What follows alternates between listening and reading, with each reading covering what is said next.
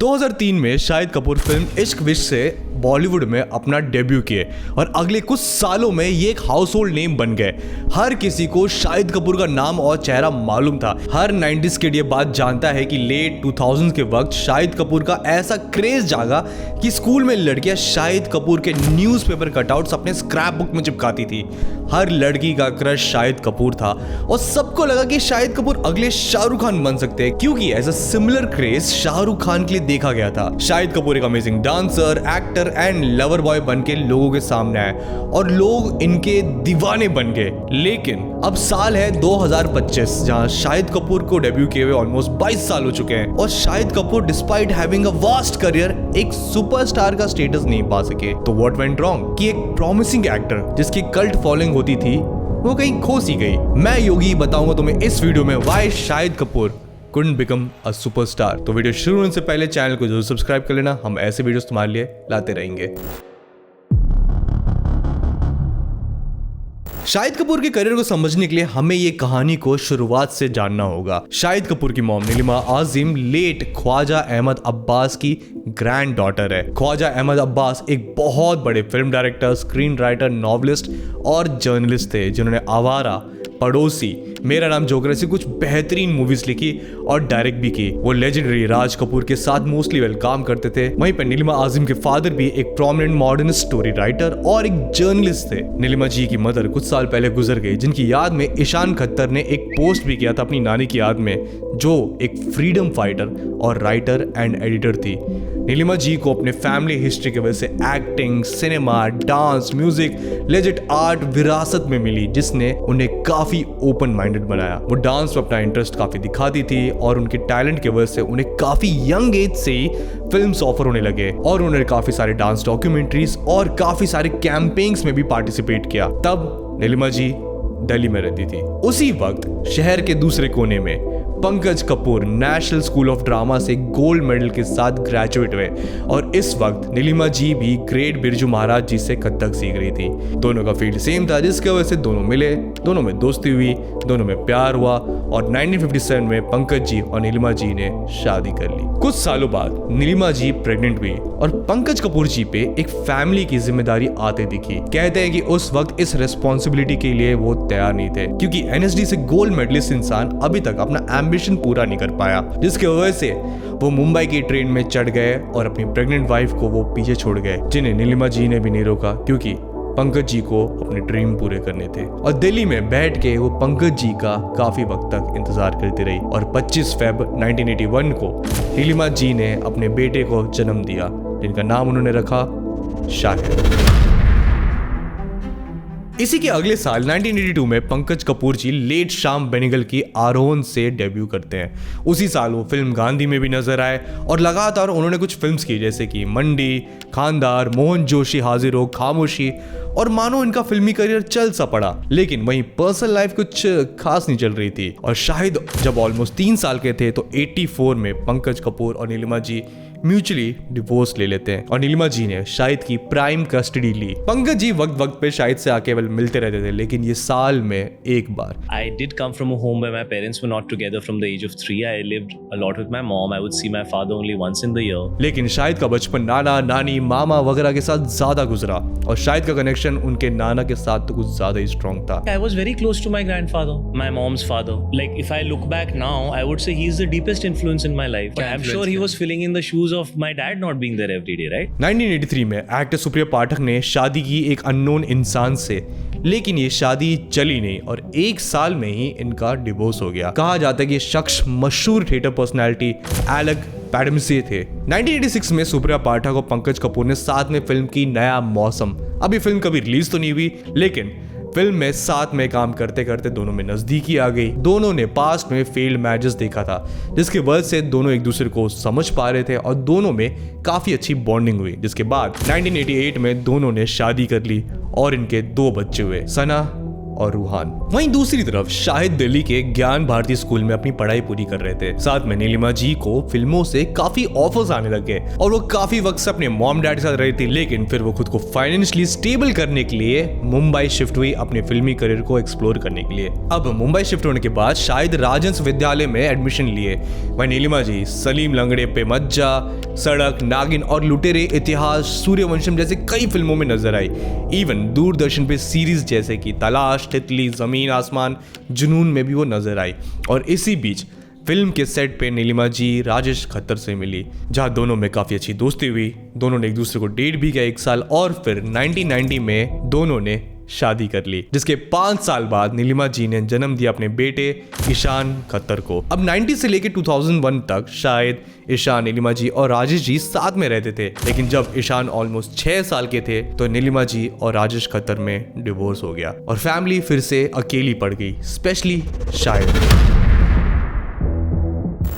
इसी बीच शाहिद ने शामक डावर का डांस इंस्टीट्यूट भी ज्वाइन किया, क्योंकि बचपन से उन्होंने सुना था कि अगर वो डांस सीख लेंगे तो उन्हें फिल्म्स में बैकग्राउंड डांसर का तो जॉब मिल ही जाएगा। इनफैक्ट 97 से लेकर 99 तक दिल तो पागल है, ताल जैसी मूवीज में वो एज अ बैकग्राउंड डांसर नजर भी आए और इन गिग्स से मिले पैसे से वो अपने खर्चे मैनेज कर पाते थे। वहीं 2004 में नीलिमा जी ने फिर से शादी की, वो भी उस्ताद बड़े गुलाम अली खान साहब के पोते राजा अली खान से, लेकिन अनफॉर्चुनेटली ये रिश्ता भी नहीं चला और 2009 में इनका डिवोर्स हो गया।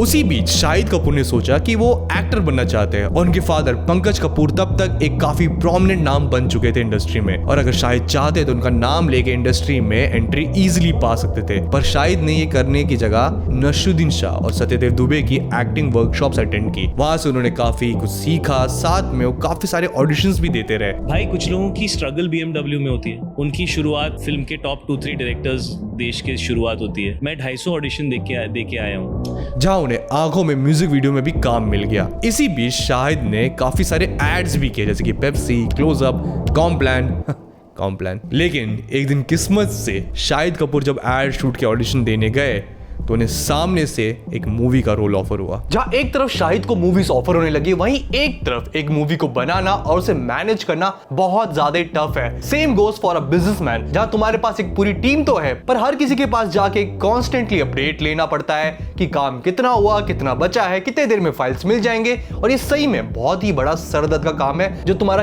काफी ज्यादा टाइम ले जाता है। लेकिन इसका एक सिंपल सोल्यूशन तुम्हारी एफिशिएंसी बढ़ाने के लिए है। ओडू जो है all in one business management software, जिसके अंदर तुम्हें मिल जाएंगे बहुत सारे एप्स, जिसमें से आज हम बात करेंगे प्रोजेक्ट ऐप के बारे में, जहां पे आप मल्टीपल प्रोजेक्ट्स बना सकते हो और उसे फिर अपनी टीम मेंबर्स को असाइन कर सकते हो, और उसी के साथ साथ प्रोजेक्ट के प्रोग्रेस को रियल टाइम में ट्रैक कर सकते हो, जहां तुम चेक कर सकते हो कि कितना काम हो गया और कितना बचा है। और अगर कोई सर्टेन प्रोजेक्ट काफी इंपॉर्टेंट है तो तुम उसे प्रायोरिटी मोड पे सेट कर सकते हो, ताकि सबको समझ में आ जाए कि ये काम सबसे ज्यादा इंपॉर्टेंट है और बाकी काम छोड़ के इस प्रोजेक्ट पे ज्यादा फोकस करना है। वहीं साथ में एक ही सॉफ्टवेयर में तुम्हें ईमेल भेजने के फीचर्स मिल जाएंगे, जहां तुम अपने कोलीग को टैग कर सकते हो, शॉर्ट नोट्स ऐड कर सकते हो, किसी भी टास्क में फाइल्स अटैच कर सकते हो और एक ही कंटेंट पे साइमल्टेनियसली काम कर सकते हो विद मल्टीपल कलीग्स, और अपने प्रोजेक्ट को एक्सटर्नल एंड इंटरनल यूजर्स के साथ शेयर कर सकते हो। एंड यू कैन डिटरमाइन कि कौन सा पार्ट सामने वाला देख सकता है और एडिट कर सकता है। ये सारे फीचर्स तुम्हें इस प्रोजेक्ट ऐप में मिल जाएंगे।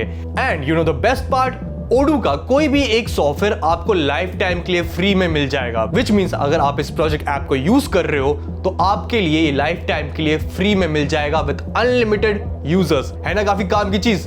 तो ओडू सॉफ्टवेयर का लिंक डिस्क्रिप्शन में है, तुम इसे जाके जरूर चेकआउट करना।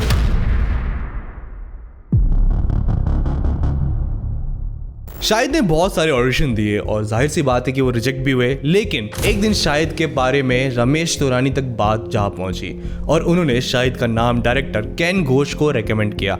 लेकिन शाहिद को रियल लाइफ में देख के वो काफी डिसअपॉइंट हुए, क्योंकि शाहिद उस वक्त बहुत ही पतले थे, जिस पे शाहिद को कहा गया कि वो बॉडी बनाए तब वो उनके मूवी में स्टार कर सकते हैं, जिसके लिए शाहिद ने मेहनत करना शुरू कर दिया। इनफैक्ट उन्हें एक और मूवी रोल ऑफर हुआ, लेकिन उन्होंने उसे रिजेक्ट कर दिया क्योंकि उन्हें रमेश तौरानी के साथ काम जो करना था। और 2003 में शाहिद कपूर ने अपना पहला मूवी डेब्यू किया, जिसका नाम था इश्क विश्क। ये फिल्म रिलीज हुई, लोगों को पसंद आई, शाहिद लोगों को काफी प्यारे लगे और ये फिल्म एवरेज गई। लेकिन शाहिद की इस फिल्म के लिए उन्हें फिल्म फेयर अवार्ड मिला for the best male debut. और फिल्म के गाने लोगों को बहुत ज्यादा ही पसंद आए, इनफैक्ट शायद तो लोगों के चहीते बन गए। फिर क्या 2004 में करीना और फरदीन की साथ की उन्होंने फिदा, जो फ्लॉप हो गई। फिर इन्होंने की दिल मांगे मोर, जो फ्लॉप हो गई। फिर 2005 में इन्होंने की दीवाने हुए पागल, ये भी फ्लॉप हो गई। संजय दत्त के साथ इन्होंने की वाह लाइफ हो तो ऐसी, ये भी फ्लॉप हो गई। फिर इन्होंने की Shikhar and you know what happened. Shahid ने रिवील किया था कि उनकी पहली फिल्म के वक्त वो काफी नर्वस थे, जिसके वजह से इश्क फिक्स के सेट पे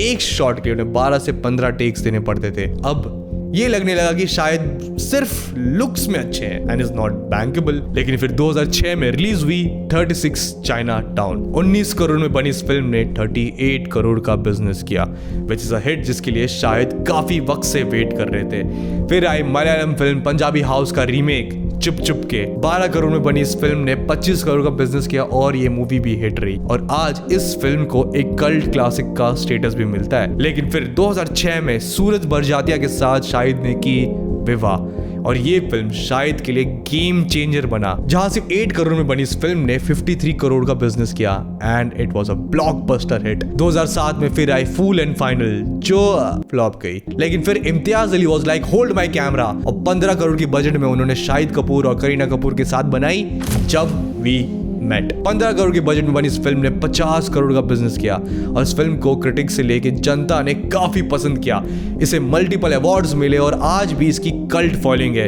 इसमें बाय द वे हमने एक वीडियो बनाई है, तुम इस वीडियो को जाके जरूर देखना। लेकिन फिर 2008 में उन्होंने विद्या बालन के साथ किस्मत कनेक्शन की और ये भी फ्लॉप गई। लेकिन फिर 2009 में Vishal Bhardwaj was like hold my Shakespeare and उन्होंने शाहिद कपूर को लेके बनाई कमीने, जिसने शाहिद कपूर को एक अलग एवटार में दिखाया और लोगों को ये फिल्म बहुत पसंद आई। लेकिन शाहिद के करियर से एक चीज अभी भी मिसिंग था, कंसिस्टेंसी। क्योंकि इतनी बड़ी मूवी देने के बाद उन्होंने फिल्म्स दी जैसे कि दिल बोले हड़प्पा, चांस पे डांस, पाठशाला और करीना कपूर के साथ मिलेंगे मिलेंगे, जो सारी फ्लॉप हो गई, all in the span of 2009 to 2003। Shahid ने इंटरव्यू में बताया था कि उन्होंने उनकी फादर की आइडेंटिटी हिडन रखी थी इंडस्ट्री में काम ढूंढते वक्त। जहाँ वो जब दिल्ली में थे तब उनके फादर के साथ इतना कनेक्शन नहीं था, लेकिन मुंबई शिफ्ट होने के बाद थोड़ी बहुत बॉन्डिंग दोनों के बीच बढ़ी। जहां पंकज कपूर अपने आर्ट को लेके काफी सीरियस है और जब शायद फिल्म में आए तो दोनों के बीच में एक बॉन्डिंग स्ट्रांग हो गई और इस स्ट्रांग बॉन्ड में पंकज कपूर ने अपने डायरेक्टर डेब्यू मौसम में शाहिद कपूर को कास्ट किया, जो फ्लॉप हो गई। लेकिन फिर प्रभुदेवा की फिल्म आर राजकुमार ने शाहिद कपूर को उनकी काफी वक्त के बाद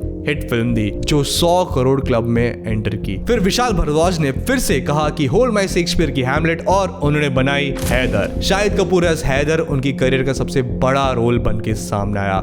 लोग तो इनके दीवाने हो गए और सबको लगा कि शाहिद कपूर ने अपने पूरे पोटेंशियल के साथ इस मूवी को किया है और इस फिल्म के लिए उन्हें फिल्म फेयर बेस्ट एक्टर का अवार्ड भी मिला। इनफैक्ट पंकज कपूर ने अपने बुक लॉन्च पे शाहिद के रोल की बहुत तारीफ की। What an explosive film. सबसे पहले तो मुझे ऐसा लगता है कि शायद सिर्फ विशाल भारद्वाज साहब ही हैं जो हैमलेट की इस तरह की इंटरप्रिटेशन क्रिएट कर सकते हैं। जो हालात हमारे देश के अंदर, देश के किसी एक कोने में चल रहे हैं, उनको फिजिकलाइज किया है इस फिल्म के अंदर, एक ऐसे प्ले के अंदर जो 500 साल पहले शेक्सपियर साहब ने लिखा था। और अगले साल शाहिद ने दी शानदार, जो फ्लॉप हो गई। 2015 में शाहिद ने पूरी दुनिया को सरप्राइज किया जब उन्होंने मीरा राजपूत से अरेंज मैरिज की, जिनसे आज उनके 2 बच्चे भी हैं। लेकिन नेक्स्ट ईयर 2016 में शाहिद कपूर ने अपने पोटेंशियल को फिर से अनलॉक किया और उन्होंने दी उड़ता पंजाब, जहां शायद इस मल्टी स्टार फिल्म में काफी बढ़िया वे में नजर आए, जहां film despite it's controversy Shahid को बेस्ट एक्टर का अवार्ड जितवा पाई।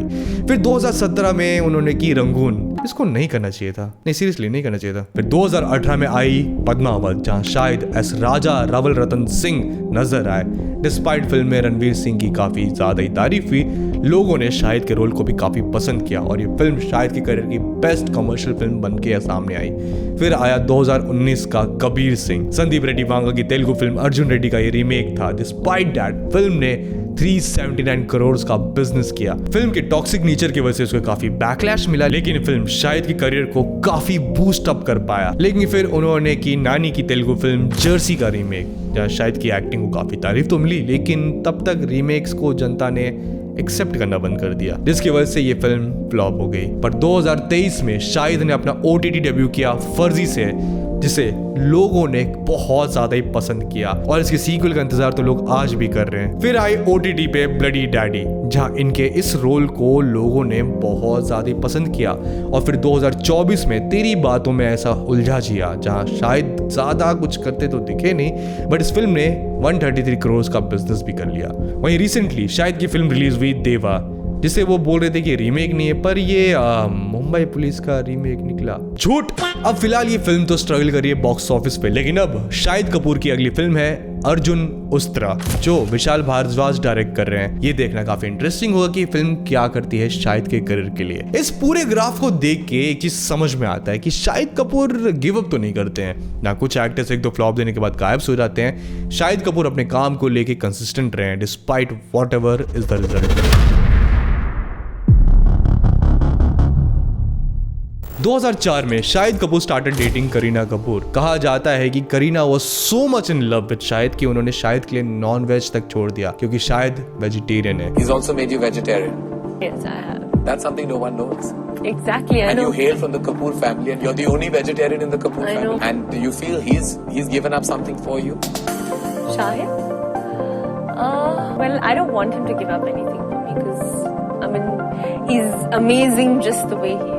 पिता के सेट पे दोनों की मुलाकात हुई तब जब शाहिद इंडस्ट्री में काफी नए थे और करीना ऑलरेडी काफी सक्सेसफुल थी इंडस्ट्री में। कहते हैं कि शाहिद को देखते ही करीना फेल इन लव, जो उन्होंने कॉफी विद करण में खुद कन्फेस भी किया था। Are you seeing Shahid Kapoor? This is the first time I'm on television saying it, but yes, he is someone that plays a very, very special part in my life. He is that special someone. Yeah. और उन्होंने 12 महीने तक शाहिद को approach किया, लेकिन शाहिद बिन कबीर सिंह वो सख्त रहे और ज्यादा इंटरेस्ट नहीं दिखा रहे थे। He did not even bother. For He 2 did. months I had to chase him. You chased him? Yeah, like I was the one who was initiating the kind of SMSs and the calls and kind of asking him like, let's meet up. लेकिन वक्त के साथ साथ दोनों में करीबी आई and then they started dating. और बॉलीवुड न्यूज में तो उन दोनों की चर्चा बहुत होने लगी। 2 साल तक डेट करने के बाद इम्तियाज अली ने दोनों को अपनी फिल्म जब वी मेट में कास्ट किया। कहते हैं कि इम्तियाज अली की फर्स्ट चॉइस गीत के लिए भूमिका चावला थी। थैंक गॉड ये कास्टिंग नहीं हुई। अब खबर आने लगी कि जब वी मेट के सेट पे शाहिद और करीना में बातचीत इतनी होती नहीं थी।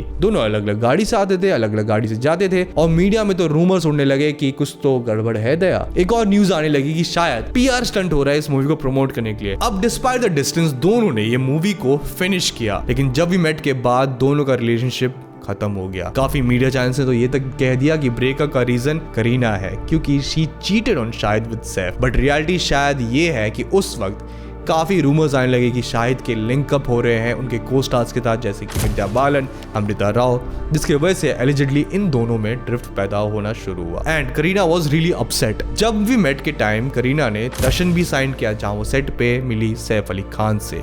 इस मूवी के वक्त दोनों में काफी अच्छी बॉन्डिंग स्ट्रॉन्ग हुई और दोनों के पब्लिक अपीयरेंस के वजह से एक चीज तो क्लियर हो गया कि Shahid and Kareena have broken up and Kareena and Saif are dating. पर सबसे ज्यादा वियर्ड चीज तब हुआ जब इस ब्रेकअप के बाद अचानक से एक MMS वायरल हुआ, जहां Shahid and Kareena were seen kissing in the private moment, जिस पे सवाल उठने लगा कि लीक किसने किया। और ये चीज मीडिया ने उस वक्त दिन रात चलाया था। वहीं शाहिद कपूर की one of the best films उनकी कंट्रोवर्सी का भी एक रीजन बना, हैदर, जहां फिल्म में कश्मीर की बगावत दिखाना एक मेजर कंट्रोवर्सी का रीजन बना। फिल्म में ह्यूमन राइट्स वॉयलेशन को दिखाया गया, जहां ये दिखाया गया कि वॉयलेशन लोकल पॉलिटिशियंस और आर्मी कर रही है और कश्मीर ऑलरेडी एक पॉलिटिकली सेंसिटिव टॉपिक है, जिसके बाद नेशनलिस्ट लोगों ने फिल्म पे एंटी इंडिया नैरेटिव का आरोप लगाया।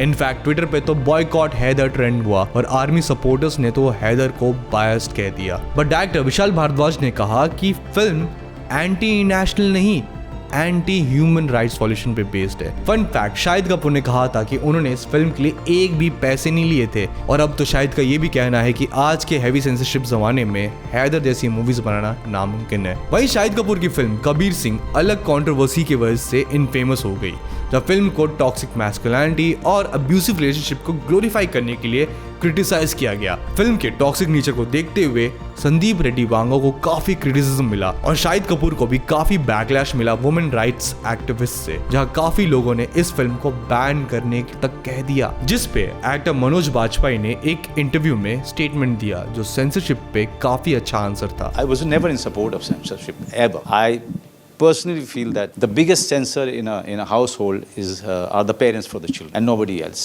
And also I feel that anybody and everybody, whatever politics, whatever opinion that they have about the society, about their culture, they should, if they have a story, they should be allowed to tell their story. इसके अलावा Shahid and उनकी wife Meera Rajput की public image को भी बहुत backlash झेलना पड़ा। अक्सर पब्लिक इस पे भी प्रवचन देती है, दे थिंक कि मीरा एरोगेंट है, लाइक एक अमीर बच्ची जब स्कूल जाती है तो कैसे बिहेव करती है वैसा सेम मीरा बिहेव करती है, व्हिच इज अब्सर्ड। वहीं रिसेंटली देवा के रिलीज के वक्त शाहिद ने स्टेटमेंट दिया था कि फिल्म के वक्त उनको काफी साइडलाइन कर दिया गया था और वो काफी अलग महसूस करते थे फिल्म के सेट पे। फिल्म थी पद्मावत और उन्हें लगा कि संजय लीला भंसाली फेवरिज्म कर रहे हैं रणवीर और दीपिका के साथ। अब शाहिद कपूर के 22 साल की करियर में उन्होंने 30 फिल्में दी है, जिसमें से 2 ब्लॉकबस्टर रही, 17 फ्लॉप रही, 9 एवरेज रही, 2 सेमी हिट रही, जो दिखाता है कि उनका करियर काफी अनस्टेबल रहा है। पर ये तो हर मेजर स्टार का भी होता है। तो सवाल है कि शाहिद कपूर अपने करियर में सुपरस्टार क्यों नहीं बन पाए?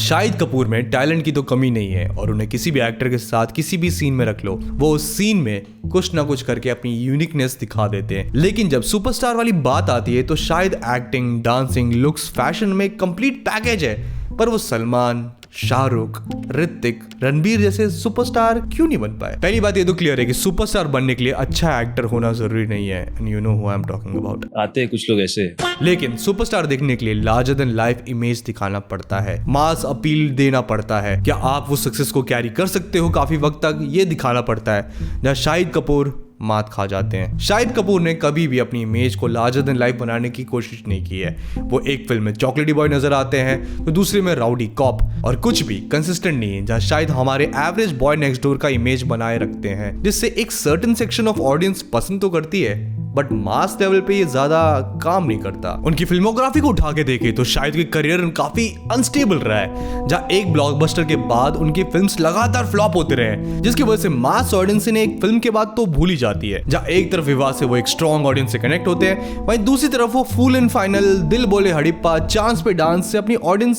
से वो मोमेंटम खो देते हैं। प्लस ऋतिक रोशन को लॉन्च पे ही उन्हें एक काफी बड़ी ब्लॉकबस्टर फिल्म मिल गई, जिसके वजह से लोगों के अंदर उनकी एक सुपरस्टार की इमेज बन गई। वहीं पे शाहिद के लिए इश्क विश्क कुछ ज्यादा प्रॉपर काम नहीं कर पाए, क्योंकि it was not a proper launch. Despite that Shahid Kapoor को एक काफी बढ़िया फीमेल फैन फॉलोइंग मिली थी, जिसे वो ग्रैब कर सकते थे, लेकिन शाहिद ने वो करने की जगह अपने क्राफ्ट पे ज्यादा फोकस किया, जिसकी वजह से एक वक्त के बाद जहां लड़कियां उनकी फोटोज कट करके बुक में चिपकाती थी, वो मूव ऑन कर गई। वहीं शाहिद ने कभी अपने नाम की ब्रांडिंग नहीं की, जहां वो अपने डांस को ब्रांड कर सकते थे, अपने चॉकलेट बॉय इमेज को ब्रांड कर सकते थे, लेकिन शाहिद ने उसकी जगह अपने रोल्स में एक्सपेरिमेंट करना ज्यादा प्रेफर किया। जहां एक तरफ शाहरुख रोमांस के लिए जाने जाते हैं, सलमान मास एंटरटेनर, ऋतिक एक्शन के लिए, वहीं शाहिद के लिए ये इमेज कभी बन नहीं पाया। इसके अलावा अगर आप सुपरस्टार्स की फिल्मोग्राफी उठा के देखो तो उसमें आपको फ्रेंचाइजी फिल्म्स और कमर्शियल पावर दिखेगा। लाइक सलमान के पास दबंग है, ऋतिक के पास क्रिश है, अक्षय के पास हाउसफुल है, रणवीर के पास सिम्बा है, इनफैक्ट टाइगर श्रॉफ के पास भी है बाकी फ्रेंचाइजी जो कोई मांग नहीं रहा। बट इन सब फ्रेंचाइजी की वजह से इनके फैंस इनसे लगातार एंगेज करते रहते हैं, टाइगर श्रॉफ को छोड़ के। आई थिंक शाहिद के लिए गेम चेंज तब हो जाता अगर वो कबीर सिंह के बाद लगातार मासी फिल्म्स देते। इंडियन ऑडियंस मासी फिल्म्स को कितना भी क्रिटिसाइज कर ले, वो उसे प्रेफर ही करती है। लेकिन शाहिद का करियर जिगजैग में होने लगा, जहां एक तरफ वो कबीर सिंह देते हैं तो दूसरी तरफ जर्सी, तो तीसरी तरफ तेरी बातों में उलझा जिया। तीनों अलग जॉनर्स की फिल्म है, लेकिन इन सब बातों से एक कंक्लूजन आता है। शायद ने अपने करियर में उतार चढ़ाव देखा है, जहां उन्होंने करियर की शुरुआत में एक मेजर सक्सेस नहीं देखी, पर उन्होंने गिव अप नहीं किया। घर पे उन्होंने अनस्टेबल रिलेशनशिप देखा, लेकिन उन्होंने कभी गिव अप नहीं किया। फिल्म्स उनके फ्लॉप होते रहे, एवरेज रहे, पर उन्होंने कभी गिव अप नहीं किया। उनके पास कोई गॉडफादर नहीं था जो उन्हें कोई बहुत बड़ा लॉन्च दे सके, पर उन्होंने गिव अप नहीं किया। आज भी वो जहां है वो अपने स्ट्रगल की वजह से है। एंड आई थिंक शाहिद को अब वो सुपरस्टार वाला स्टेटस चाहिए ही नहीं, इसलिए वो अपने अंदर के एक्टर को एक्सप्लोर करते रहते हैं। शायद इसीलिए वो कॉमिक रोल्स भी करते हैं, एक्शन रोल्स भी करते हैं, नेगेटिव रोल्स भी करते हैं, चॉकलेटी बॉय का भी रोल करते हैं। कुछ चलती है, कुछ नहीं चलती। जहां कुछ एक्टर्स ओपनली कहते हैं कि वो OTT पे सीरीज वगैरह नहीं बनाना चाहते, वहीं शायद फर्जी करते हैं। और उनके पूरे करियर को देख के एक चीज समझ में आता है कि सुपरस्टार से भी बढ़कर वो कुछ और बनना चाहते हैं। वो एक एक्टर बनना चाहते हैं, जो वो है। तो तुम्हारा क्या ख्याल है इसके बारे में? वेल मुझे कमेंट सेक्शन में जरूर बताना। एंड वेल तुम्हें वीडियो कैसी लगी? वेल अपना ओपिनियन तो मुझे कमेंट सेक्शन में जरूर दे सकते हो। तुम्हें अगर वीडियो पसंद आई है तो वीडियो को लाइक करना बिल्कुल भूलना। साथ में चैनल पर अगर तुम नए हो तो चैनल को सब्सक्राइब करना मत भूलना एंड वो बेल आइकन दबाना बिल्कुल मत भूलना। तुम हमें हमारे सोशल मीडिया हैंडल्स भी फॉलो सकते हो। ये रहे हमारे सोशल मीडिया हैंडल्स। हम मिलते हैं ऐसी अगली वीडियो में, तब तक के लिए ओके बाय।